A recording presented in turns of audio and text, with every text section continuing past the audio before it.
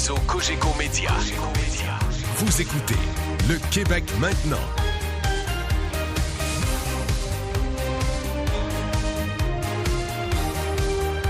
Votre point de repère. Le Québec maintenant. Avec Philippe Quentin.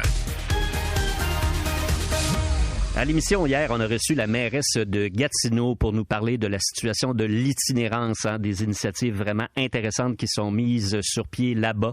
On a construit un village composé de 85 conteneurs maritimes, des conteneurs neufs, modulaires, avec toutes les installations sanitaires requises, pour essayer là justement de donner un toit à un maximum de gens qui se retrouvent sans domicile fixe à l'approche de l'hiver. Alors, c'est une belle initiative à Gatineau, mais à Montréal, la situation est beaucoup plus complexe. Là. Ce matin, en conférence de presse, la mairesse de Montréal, Valérie Plante, qui a réclamé de l'aide de Québec avant que le froid s'installe dans la métropole.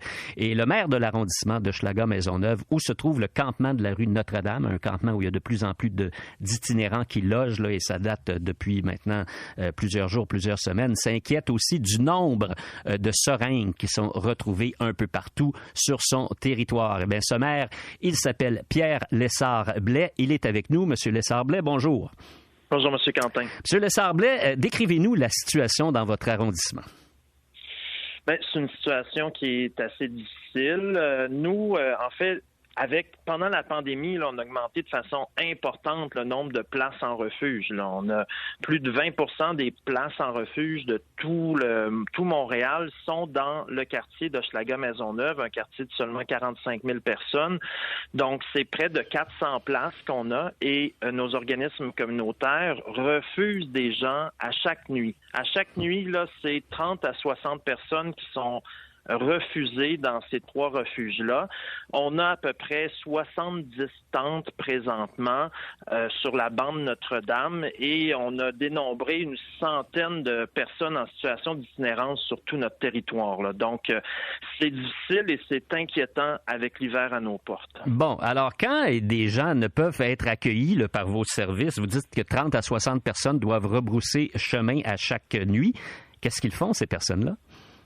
Ben, c'est là qu'ils s'organisent et qu'ils s'installent dans des tentes, ils couchent dans des recoins et c'est des situations très précaires, voire dangereuses. Pas plus tard que cette semaine, on en est tous très malheureux. Pas très loin de chez nous, on a un itinérant qui était très apprécié du quartier qui a été retrouvé mort de froid mardi matin. Donc, souvent aussi, c'est des endroits où est-ce qu'il y a des enjeux de santé mentale, de consommation et on peut comprendre le désespoir là, que les gens vivent parce qu'on a beaucoup de gens qui sont pas capables de se retrouver un logement. Puis c'est pas vrai qu'avec ton chèque de bien-être social à 700 $, tu retrouves un logement à Montréal. Là. Maintenant, c'est tout en haut de 1 000 $ les logements. Donc, il y a un vrai désespoir et c'est la vie des gens est en jeu, en fait. Là. Qu'est-ce que vous allez faire? Mais là, on en fait beaucoup. Ce qui est dommage, c'est que c'est pas suffisant. C'est une crise qui est multiple parce que le prix du logement est rendu extrêmement cher. Le réseau de la santé est pas capable d'absorber les gens qui vivent des problèmes de toxicomanie ou de santé mentale. Je vous donne un exemple. Par exemple, nos équipes de col bleu passent régulièrement sur la bande Notre-Dame pour nettoyer le terrain, même s'il est parti au ministère du Transport et on demande au ministère du Transport des compensations ou qu'il nous cède le terrain. Eh bien, lorsque nos équipes de col bleu vont ramasser les déchets ou des trucs qui traînent, je parle pas des tentes, là, mais juste pour faire de la propreté, il y a des gens avec des enjeux de santé mentale qui peuvent être très agressifs et violents par rapport à nos équipes. Là. On parle que nos équipes doivent être accompagnées de policiers là, parfois. Donc, le réseau de la santé est pas capable d'absorber les gens qui ont des enjeux de santé mentale et de toxicomanie. Le parc immobilier est pas capable d'accueillir les gens avec un prix abordable pour qu'ils puissent se payer un loyer. Les refuges sont pleins. Donc nous, c'est certain, cette semaine, on a demandé au ministère du Transport, au moins, cédez-nous le terrain de la bande Notre-Dame. Ça va enlever une barrière administrative. Parce que nous, quand on agit sur un terrain qui n'est pas le nôtre, on a besoin de l'autorisation légale du propriétaire du terrain. Que dit le ministère des Transports? Mais nous, on a entamé les discussions au mois d'août avec eux, puis là, on voyait que ça traînait. Donc, j'ai écrit directement à la ministre Guilbeault la semaine passée. Monsieur Carman a réagi cette semaine en disant qu'il y était ouvert, mais on attend toujours une réponse officielle. Mais c'est sûr que non seulement nous, on est débordés, mais en plus, pour agir sur la bande Notre-Dame, on rajoute la barrière administrative de Vous n'avez pas besoin de ça. Hein? Ben, c'est parce qu'on a déjà plein les bras, là. Donc, si on peut réduire les barrières administratives, ça aiderait. Mais il faut se le dire, là, même si on nous cède le terrain, on n'aura pas plus de ressources, il n'y aura pas plus de refuges, il n'y aura pas plus de psychologues prêts à accueillir les gens qui vivent des enjeux de santé mentale. Ça, c'est des enjeux auxquels Québec doit agir fortement. D'où le cri du cœur de Mme Plante ce matin. Je suis complètement derrière ma chef là-dessus. Puis ce qui est un petit peu frustrant, c'est que, par exemple, quand le gouvernement fédéral veut envoyer des subventions à des organismes dans le quartier, le gouvernement Legault dit non, ça respecte pas les champs de compétences. Mais quand c'est le temps d'appliquer le champ de compétences québécois qui est santé et services sociaux, souvent le gouvernement du Québec pitch ça dans la cour des municipalités. Puis c'est un peu aussi ce que l'excellente mairesse de Gatineau, avec son projet super intéressant, soulève. Comment ça se fait que c'est la ville de Gatineau qui doit investir plus d'1 million de dollars pour Tout à fait. ce type de projet-là? C'est la question qu'elle posait effectivement hier à l'émission. Monsieur Lessard-Blais, vous avez fait également allusion, je pense, à toute la question du chic resto pop, là, quand vous dites que le gouvernement provincial refuse que des organismes communautaires obtiennent l'argent du gouvernement fédéral parce que ça rentre pas dans les bonnes cases pour les différents programmes. On en a également parlé un petit peu plus tôt. Je pense que c'était la semaine dernière. C'est un problème réel et encore une fois, des problèmes concrets pour les gens. On a de la misère à les régler, notamment parce que les gouvernements tardent à réagir puis semblent incapables de prendre des décisions rapides pour alléger, et dans ce cas-ci, disons-le franchement, là, alléger les souffrances de beaucoup de gens. Merci beaucoup, Monsieur le maire. Merci, M. Quentin. Bonne journée. Pierre Lessard-Blais est maire de l'arrondissement d'Hochelaga-Maisonneuve. Le Québec maintenant. Avec Philippe Quentin.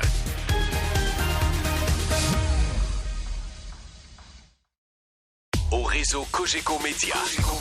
Vous écoutez Le Québec maintenant avec Philippe Quentin. Voilà, ça dit tout. Quand l'appétit va, tout va. Et on a justement devant nous un magnifique livre de recettes, Catherine. Oui, et je dois dire qu'on a gardé Meeker pour l'entrevue, puisque c'est l'homme qui mange le plus sur la Terre. Catherine Paradis signe son 2e livre de recettes. K pour Catherine, Gourmand Autrement. Bonjour, Catherine. Allô. Bienvenue en studio. Merci beaucoup de m'accueillir. Catherine, je sais que ce livre-là est organisé beaucoup autour de ta fille Margot. Oui. Tu as 2 filles, Sarah et Margot. Oui. Et Margot, elle est intolérante au gluten OK. et lactose, c'est ça? Pas tout à fait. Vas-y. C'est compliqué chez nous. Margot est allergique gravement aux produits laitiers. OK. Puis elle est allergique aussi aux poissons et aux fruits de mer. Et Sarah, elle a le côlon irritable, peut pas manger du gluten, et je peux pas commencer à te dire toute la liste des choses qu'elle peut pas manger parce que ça serait trop long. Fait que moi, je suis habituée d'adapter des recettes. Fait que dans les limites arrive la créativité. Tout à fait. Oui. Mais moi, ça m'a jamais arrêté. Ça m'a jamais arrêté ça. C'est même des challenges. C'est quand même formidable, là, parce que vous auriez pu décider de dire hey, c'est tellement compliqué, je vais faire tout le temps les 3 mêmes recettes, puis on va passer à travers les semaines comme ça. Là. Vous me connaissez pas encore. mais ce qui est fascinant, c'est que Margot, maintenant, elle travaille avec toi, oui. Donc elle co-signe le livre de recettes. Puis jusqu'à quel point elle a une influence sur ce que vous faites? Une énorme influence. Margot est foodie, elle aime la bouffe, elle connaît tout sur Instagram, les tendances de bouffe. C'est tellement drôle parce que elle, quand elle était tout petite, il y avait encore plus de choses qu'elle pouvait pas manger. Puis je pense que c'est vraiment ça, c'est une question d'attitude. Moi, j'ai toujours dit, on va pas focusser sur tout ce qu'on peut pas manger, mais on va focusser sur toutes les nouvelles choses qu'on peut goûter. Puis Margot est comme ça, elle est ouverte à tout, puis elle développe les recettes. Elle a commencé par faire le stylisme culinaire quand elle était au cégep, puis maintenant, elle développe des recettes. Fait que je te dirais qu'elle a développé un peu plus que la moitié des recettes dans ce livre-là. Mais on fait ça ensemble, mais les idées, là, est tellement créatrice, là, créative, mais c'est ça. Elle travaille beaucoup avec moi. Est-ce qu'elle vous a aidé à vous moderniser, à rajeunir un petit peu aussi les recettes, les actualiser un peu plus? Tu as bien saisi ça, oui. Tu sais, Margot, elle me lancer dans les recettes végétariennes, véganes. Moi, au début, le tofu, j'ai été la première à être très difficile à convaincre. Moi aussi, parce j'aime que pas bien ça. je trouvais ça insignifiant. Je ne suis pas encore convaincue, personnellement. Non, mais moi, je trouvais ça très insignifiant. Puis honnêtement, les recettes qu'il y a du tofu dans le livre, je vous garantis que ça goûte bon, parce que sinon, ça n'aurait pas passé le test avec moi. Fait que, tu sais, oui, elle amène des choses comme ça. Elle trouve des nouveaux produits aussi à utiliser. Puis là, des fois, elle m'envoie, elle est en train de m'écrire en texto. Maman, il faut qu'on essaye ça.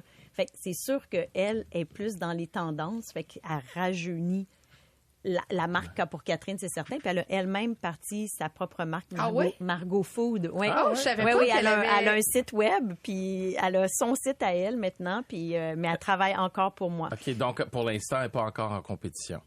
Ben non, mais non. Puis on fait beaucoup de choses mère-fille aussi. Fait que, mais je sais pas quand est-ce que l'élève va dépasser le maître, mais je pense que c'est déjà commencé. Quand on regarde les livres de recettes, ce qui est le fun, c'est d'être surpris. Puis là, je tourne les pages au hasard, Catherine, et je vois le mijoté de bœuf à la catalane. Alors, je regarde ça, j'aime bien un bon mijoté de bœuf. Et là, je vois l'ingrédient secret. Je tombe en bas de ma chaise, du chocolat noir dans un mijoté de bœuf. Oui, ça, c'est en Espagne, ils font ça, puis ça amène une onctuosité à la sauce quand on met du chocolat noir. Ça goûte pas le chocolat, c'est juste que ça amène de la profondeur puis une onctuosité. Puis c'est drôle que tu aies trouvé cette recette-là parce que moi, c'est ma recette préférée dans les... Ah oui? Puis faites ça en fin de semaine. Je sais ça sent tellement bon dans la maison, là. Vous allez voir, vous allez faire des heureux, là, c'est sûr. Puis, ce que je trouve fascinant aussi, c'est que quand on se promène dans le livre de recettes, on n'a pas l'impression que c'est un livre avec des restrictions alimentaires. Non, puis moi, j'aime ça dire que c'est pas des restrictions, c'est des occasions. Donc, tu sais, pour Catherine, là, moi, depuis le début, avec mon associé Marie-Josée, on s'est dit, hey, là, c'est pas vrai que ça va être plate. Parce qu'on ça goûte pas le carton, les recettes. Ça goûte pas le carton. Puis j'ai dit, ça va être le fun. Puis tu sais, on dit souvent, c'est pour les gourmands intolérants, mais les gourmands tout court aussi, parce qu'au fil des ans, on a fait un sondage, puis on s'est aperçu qu'il y a 60% des gens qui suivent K pour Catherine qui n'ont aucune intolérance alimentaire. Ils font nos recettes juste parce qu'ils trouvent que ça goûte bon. Ben moi, j'en suis un exemple. C'est vrai? Puis, c'est de la faute de mon ex, là, mais j'ai gardé le livre quand on s'est séparés. Je suis contente parce que c'est des bonnes recettes à la base. Et vous, quand vous commencez, j'imagine que c'est une préoccupation de dire on va faire d'abord quelque chose qui est bon avec les limites qu'on a. Mais comment vous réussissez à trouver cette créativité-là? Parce que si on le sait pas, le livre de recettes, on se dit c'est un livre de recettes tout à fait normal. Comment vous réussissez à trouver cet équilibre-là? Ben, écoute, c'est sûr qu'on fait beaucoup de tests, mais à la base, comme moi, mon palais, j'aime les herbes fraîches, je cuisine beaucoup avec ça, j'aime les épices. Fait tu sais, il y a des choses que on pense qu'à cause que c'est sans gluten, mais il y a des choses qui sont naturellement sans gluten, fait que c'est pas si compliqué. Tu sais, ça se complique un peu quand on fait des desserts. Les desserts, les bouillons. Les bouillons, les trucs comme les sauces crémeuses, mais c'est ça, j'ai mis un tableau, tu l'as ouvert à cette page-là, Catherine. De substitution. Exact. Puis tu sais, on a mis aussi des substitutions pour les gens aussi qui sont végétariens, qu'on fait un repas avec des crevettes. Bien là, on explique comment remplacer les crevettes par le tofu quand c'est possible. Parce que moi, pas de problème les substitutions, mais pas de sacrifice pour les saveurs, par exemple. Si ça marche pas, la substitution, je la présente pas, là. Comme dans les desserts, qu'est-ce qu'on utilise pour remplacer le gluten, les farines? C'est quoi les meilleures farines de cuisine? Ben moi, il y a 2 sortes de farines que j'aime beaucoup. C'est la farine L'Angélique, la merveilleuse de l'Angélique, qui est un produit québécois. Puis j'ai aussi la Bob Red Mill 1 pour 1, mais jamais je remplace une quantité de farine par la même quantité de farine sans gluten. Fait que moi, j'ai trouvé la technique pour rendre les desserts moelleux, parce que quand tu manges sans gluten puis tu manges des desserts, tu t'aperçois que ça manque de moelleux. Fait que moi, je mets la moitié de farine, 1/4 après ça de flocons d'avoine à cuisson rapide sans gluten, puis 1/4 de poudre d'amande. Puis ce mélange-là, de ces 3 choses-là, font en sorte que le gâteau hyper moelleux. Et ça, vous avez trouvé cette idée-là à force d'essais et erreurs? Oui, ah, oui. Ouais. Parce que quand j'ai commencé à cuisiner sans gluten, c'était même pas pour ma fille Sarah, c'était pour moi. J'avais des problèmes d'inflammation. D'ailleurs, Catherine, on s'est rencontrés à ce moment-là. Moi, je faisais des tests parce que j'avais de l'inflammation. Puis finalement, j'ai recommencé à manger du gluten. Puis là, ça va. C'est vraiment bizarre. Mais on s'est rencontrés à cette période-là. Puis moi, je suis Madame biscuit, gâteau, muffin, beignes. J'adore les beignes. Fait que quand je me suis décidée à enlever le gluten, je me suis dit, hey, là, faut que je trouve une solution là parce que faut que je continue à faire des muffins puis des desserts. Puis d'ailleurs, je vous ai amené des petits carrés qui sont dans le livre. Ouais. Philippe est tellement content. Tout à fait. Je vous ai déjà donné le titre, Catherine, d'invité de la semaine parce que vous êtes arrivé avec ces petits carrés. Dites-nous, ils sont à quoi encore? Alors ça, c'est les carrés dans le livre qui sont à l'érable, aux noix de Grenoble puis au gingembre. Mais ça, il y a du gluten ou pas dedans? Non, il n'y a pas de gluten. Okay. Non, c'est sans gluten. Richard Marquis, notre metteur en ondes, est intolérant au gluten. Et je pense qu'il va être content. Je ne sais pas s'il va se risquer. Là, parce qu'il peut rien manger. Écoute, on est avec. À toutes les fois qu'on arrive avec quelque chose, il est en train de lire la liste des ingrédients. Okay, c'est complexe. J'y parlerai à Richard après pour lui dire ce que j'ai vraiment mis là-dedans. Mais quand vous avez décrit le dessert, vous auriez dû voir le visage de nos deux recherchistes en régie. C'était vraiment quelque chose. Je pense qu'elles ont hâte de pouvoir y goûter. Il va y avoir un morceau pour tout le monde. Une petite question rapidement. Est-ce que vous cherchez des goûteurs? Des goûteurs envoyés Mika. Moi, j'aime ça, des goûteurs et des laveurs de vaisselle. Ça me va, moi. Ça me va. Moi, je pense que c'est le prêt à payer. C'est un très bon deal. Mais écoute, j'ai les carrés devant moi dans le livre de recettes, c'est magnifique. Puis dernière question, la crème. Parce que j'ai vu que dans le livre de recettes, selon si le plat est chaud ou froid, c'est pas la même chose qu'on utilise. En fait, la crème 35% se remplace très, très bien par un produit magique. Je pense que je pourrais faire la promotion je pourrais l'ambassadrice de ce produit-là. C'est la crème de soya Belle-Sol. Ça, je la prends pour les potages. Oui, puis même les gens qui n'ont pas besoin de ne pas prendre de produits laitiers, ils l'aiment beaucoup, ça se garde dans l'armoire, puis elle épaissit super bien. Fait que ça, c'est fantastique, mais des fois, la crème Belle-Seuil, quand on la met dans quelque chose de très chaud, si on ne l'a pas tempérée, elle a tendance à faire des grumeaux puis à casser un peu. Fait qu'il faut, elle a des petits défauts, mais c'est rien comparativement à tout le reste qu'elle peut faire. C'est absolument fantastique comme livre, Catherine. Il y a même une recette de choux de Bruxelles qui semble bonne. Alors, c'est tout dire. Ça semble vraiment délicieux. Savoir apprêter des choux de Bruxelles, pour moi, c'est le grand test en cuisine. Il faut les griller, c'est ça. Avec du miso, c'est encore mieux. Quand pour Catherine Gourmand, autrement. Merci beaucoup, Catherine Paradis. Ça me fait plaisir. Merci. Bon succès week-end. avec votre beaucoup. livre et merci encore pour les petites sucreries. C'est très apprécié. Ça me fait plaisir. Bye. Le Québec maintenant. Avec Philippe Quentin.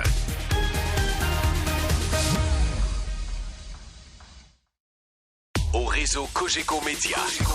Vous écoutez Le Québec maintenant avec Philippe Quentin. Alors, on a appris une énorme nouvelle en fin de journée hier dans le dossier du recours contre les géants du tabac que les victimes québécoises avaient amorcé. Là, il y a un règlement historique qui a été trouvé, 4,3 milliards de dollars. Tout ça est bien complexe parce qu'il y a un retentissement dans l'ensemble du Canada. Il y a aussi les 3 compagnies canadiennes qui sont visées. McDonald's, Imperial Tobacco, Benson Hedges sont en difficulté financière. Alors, comment tout ça va pouvoir se conclure?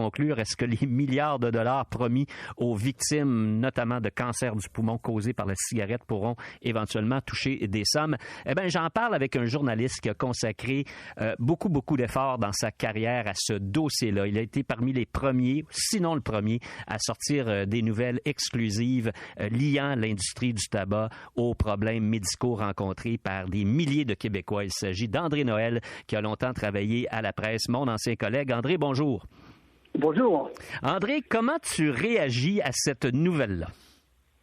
Je pense que c'est quand même effectivement historique, comme tu le disais, parce que c'est la première fois dans le monde qu'une telle entente est faite. Maintenant, il va falloir qu'elle soit approuvée. Ce sont des compagnies de cigarettes, des 3 grandes compagnies qui sont connues au Canada comme sous les noms de Rothman, Benson Hedges, Imperial Tobacco, puis JTI McDonald's, qui fabriquent et exportent, donc qui ont accepté de payer 32,5 milliards de dollars là, en dédommagement aux fumeurs, ex-fumeurs, successeurs héritiers des héritiers, puis aussi beaucoup d'argent aux provinces. Maintenant, il faut que tout ça soit accepté par les représentants des victimes et par les provinces au mois de décembre, mais tout porte à croire qu'effectivement, ça va se faire. Alors, c'est quand même assez majeur là, pour l'industrie du tabac. C'est un grand pas. Finalement, elles reconnaissent leur responsabilité dans les coûts humains et monétaires engendrés par leurs produits. Bon, au bout du compte, c'est une reconnaissance de l'industrie du tabac qui n'est pas la conséquence clairement d'un jugement, là. C'est un genre d'entente à l'amiable qui a été conclu?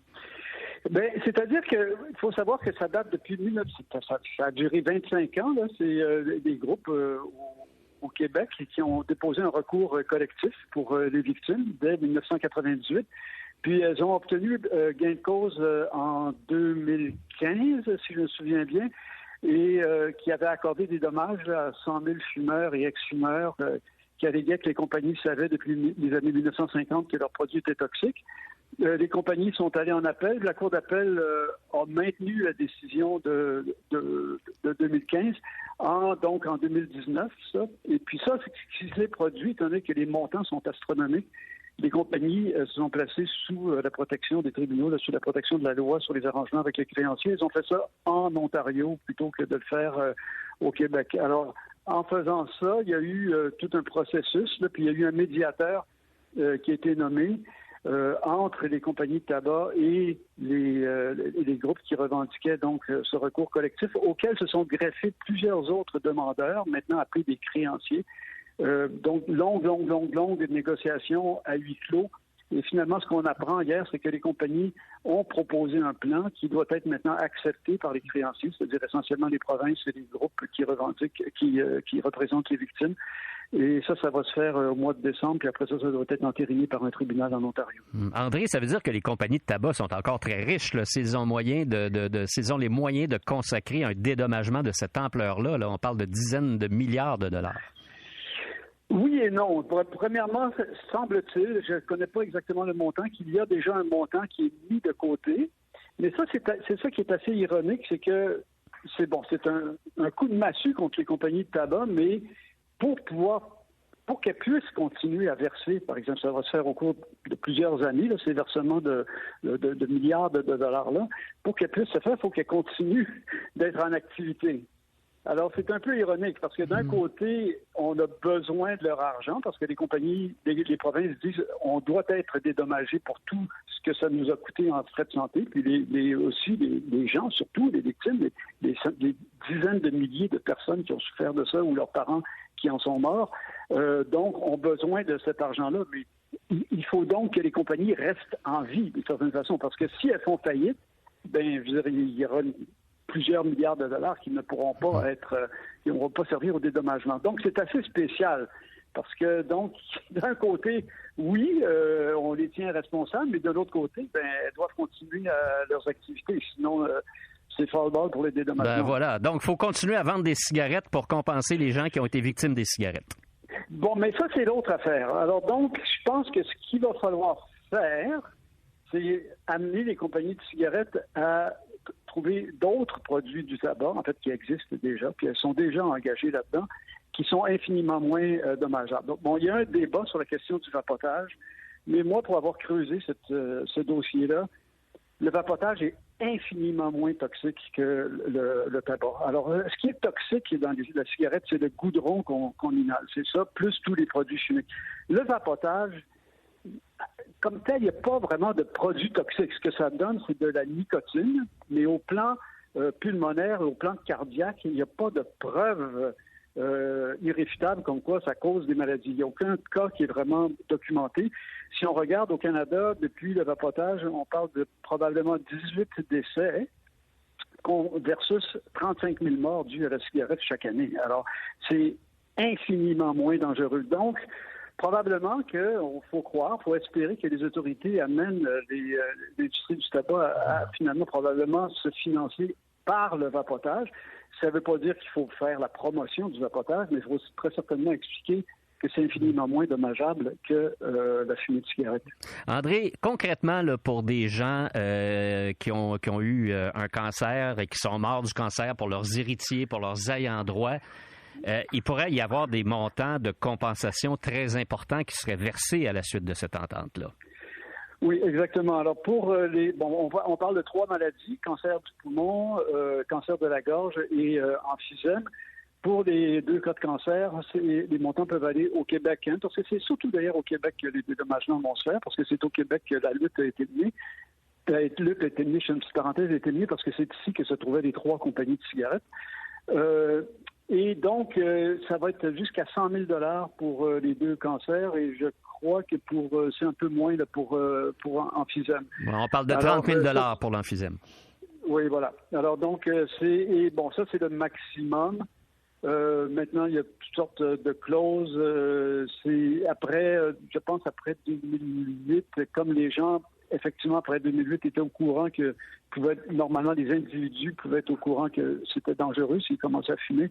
À ce moment-là, c'est moins élevé. Alors, il y a toutes sortes de détails là, qui sont un peu complexes là, que je connais pas, mais ça peut aller jusqu'à 100 000 $. Alors, essentiellement, les gens, ils peuvent déjà s'inscrire, d'ailleurs, sur le recours. Je pense que c'est le site Recours Tabac, là, s'ils vont sur le site du Conseil québécois sur le tabac. Et ensuite, après avoir fait la réclamation, ce qui va se produire, c'est que ils n'ont pas besoin de fournir eux-mêmes leur dossier médical, mais il doit y avoir une preuve de diagnostic médical. Mais c'est pas les individus, ça va être un administrateur qui va être nommé par la Cour qui va accéder aux dossiers médicaux des demandeurs. Bon, ben alors souhaitons que cette entente-là soit entérinée. Je pense qu'il y a des gens qui pourraient obtenir enfin un dédommagement et c'est peut-être une nouvelle inespérée. André, bravo pour ton travail au fil des années dans ce dossier-là. Je sais combien tu t'es investi dans la recherche pour faire connaître aux gens les dangers causés par l'usage de la cigarette et du tabac. Et merci aussi pour les explications d'aujourd'hui. Bien, merci beaucoup, le plaisir. À une prochaine. C'était André Noël, qui est un ancien journaliste de la presse. Au réseau Cogeco Média. Vous écoutez Le Québec maintenant avec Philippe Quentin. Pour la chronique d'humeur cette semaine, on reçoit de nouveau avec plaisir Étienne Marcoux. Oui. Étienne, vous pouvez l'entendre le matin à C'est quoi? Où il co-anime l'émission. Avec bonheur, oui. Oui, tout à fait. Et là, aujourd'hui, tu as un thème, t'es fatigué? Vendredi, 17h28.